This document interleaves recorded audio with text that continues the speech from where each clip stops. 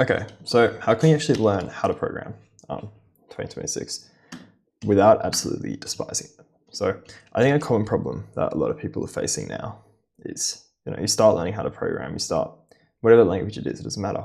But, whenever you get to any difficult point, ask ChatGPT or, whatever model, whatever you want to use to fix the problem. It fixes it 2 seconds. You don't see the value in learning how to program anymore. Because why would you, when you can just, solve all your problems in a 2-second prompt and response?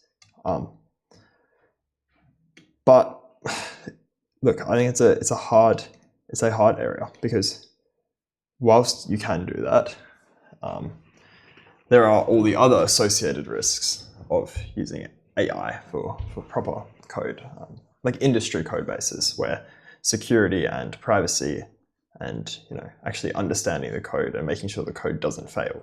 I mean, Anthropic, I think that what's it called, downtime or uptime of their service is like horrific, and that's because most of their code is generated by their own models. So look, whilst it's definitely a tool that can help, it's clear that it's not going to replace people, and you still need to know how to code. So how can you stay motivated given the fact that no matter what you do, you're going to be outclassed, outpaced by these models? Doesn't matter how good a programmer you are, you can't compete in terms of output. But you still need to know what you're doing, and you still need to be able to fact check it.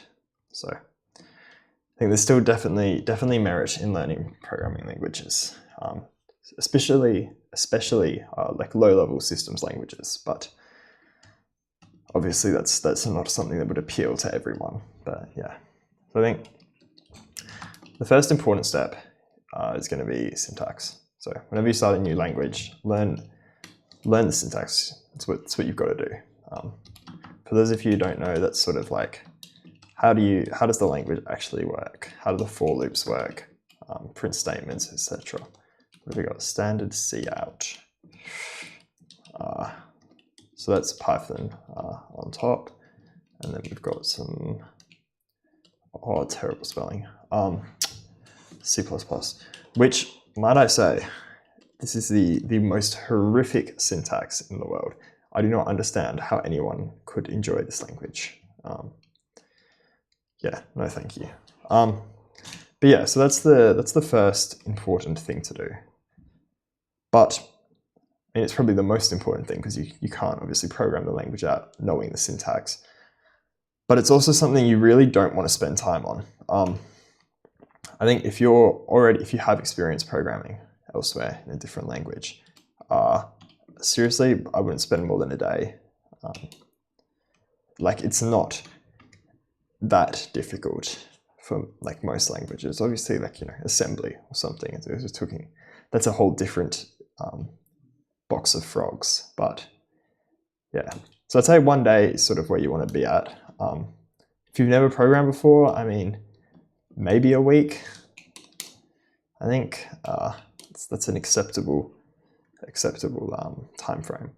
I feel like a lot of people nowadays have seen some type of programming at some point in their life. So, but yeah, so you really want to keep this phase as short as possible. Whether this be like through like textbooks, like online ones, or physical, or videos, or my preferred is problem sets. So I think Rust has Rust links. I did Zig links for Zig. I'm sure there's other ones for Python, etc. But so that's probably the I'd say this is the best way to do it. These are pretty much interchangeable, but you really want to make sure you're not spending too long on this step. You don't want to get trapped in a tutorial hell where you're watching videos upon videos, but you're not actually doing any programming, because that's not how you learn. It's not how you're going to get better. So you need to avoid that first of all. Then after that, so this is where I disagree with what I've seen quite a few people recommend. I'd advise against any type of like small projects. a calculator or like a simple notes app or whatever. I think you're better off just going straight into a medium-sized project. Medium-sized project, preferably something guided. Yeah, so with some type of guide to follow along, help you when you can. Also, this is a step where you can use AI to assist, but you want to be really careful. You don't want to avoid it as much as you can. Would be my advice when learning a language. Like, stick to the docs. This is the way you will learn the most, and get the most like thorough, deep understanding. You know, people spent a lot of time writing those docs. They're there for a reason. They're good for a reason. They're not just, you know, fluff. Yeah. So in my case, I'm doing a text editor in Zig. Yeah, I don't know. I'd advise against like small projects. Don't do a calculator or what I say, notes app. Things like that. If you're building a bunch of small projects and just moving between them really quickly, it's really hard to sort of keep that interest in what you're doing, because it feels like you're just starting from scratch.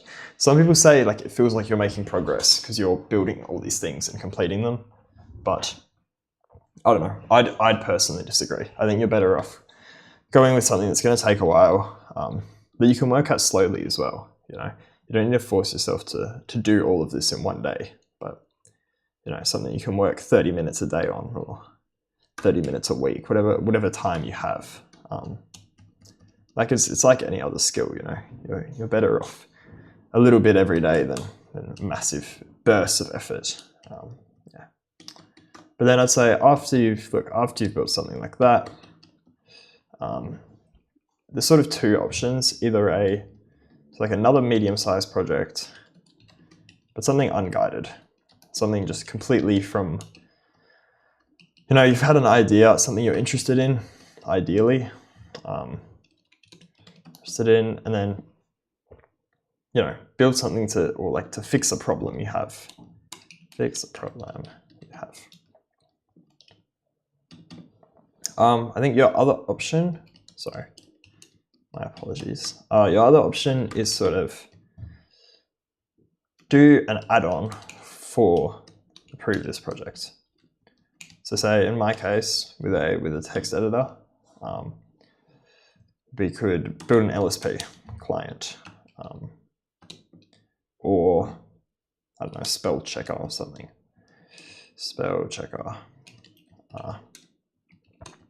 So yeah, like this. So this basics. Okay, don't do this. I'm gonna say don't do this. Yeah, don't do that. So it's like this very basics of the language, like the fundamentals, enough to get you going.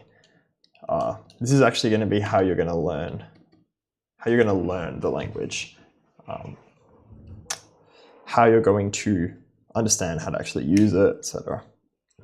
But this is where you're going to actually think. You're going to have to problem solve and, you know, come up with your own ideas. I think you need to accept that the code that you write here isn't going to be the best code. You're never going to think of the most efficient way to do everything the first time around. And you just have to acknowledge that and be okay with that, I suppose, from the start. You can always make your code better. I think that's true for everyone in every, you know, even the most seniorist of devs would agree. But yeah, so I think, and look, once you've done this at this stage, yeah, it's just, you know, keep making projects or improving on ones you have, and you're just going to get better and better.